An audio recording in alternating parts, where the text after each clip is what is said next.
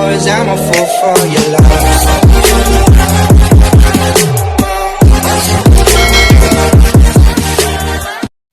Good day mga ka-sports natin dyan. Laglagan na talaga ngayon para sa semifinals, kung kaya mas gagalingan talaga ng bawat team ngayon.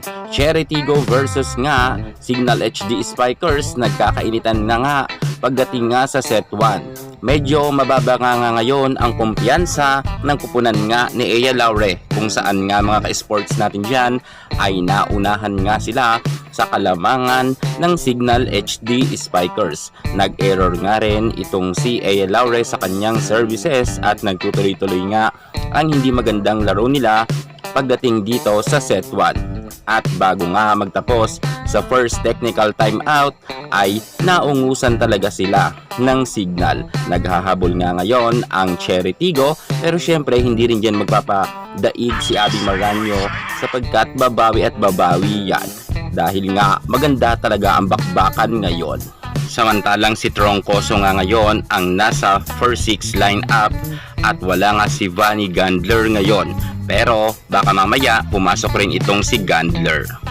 Samantalang nagtuloy-tuloy naman ang magandang nilalaro ng Signal dahil lamang pa rin sila, pero napa-time out na nga dito si Coach Shaq sapagkat nga medyo dumidikit na nga ang Cherry Tigo. At dito nga mga ka-sports natin dyan, kahit nag-time out nga itong si Coach Shaq de los Santos, eto naman mga ka-sports, ang ating Ea Laure ay sobrang ganda nga ng kanyang services, kung kaya hindi na rin tayo magtataka na medyo nakahabol nga sila sa score dahil nagka-error pa nga itong si Troncoso.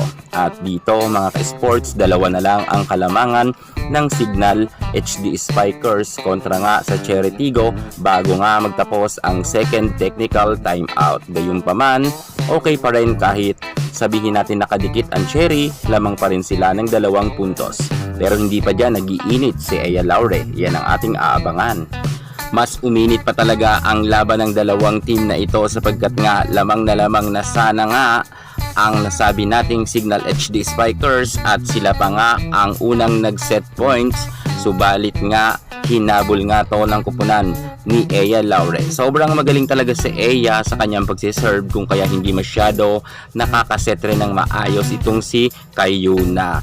At dito nga ang kinakatakutan ng mga fans ng Signal HD Spikers nang malamangan na nga sila ng Cherry Tigo ay napako na nga sa 24 ang score ng Signal. Panalo nga ang Cherry Tigo sa set 1. Abangan natin ang set 2.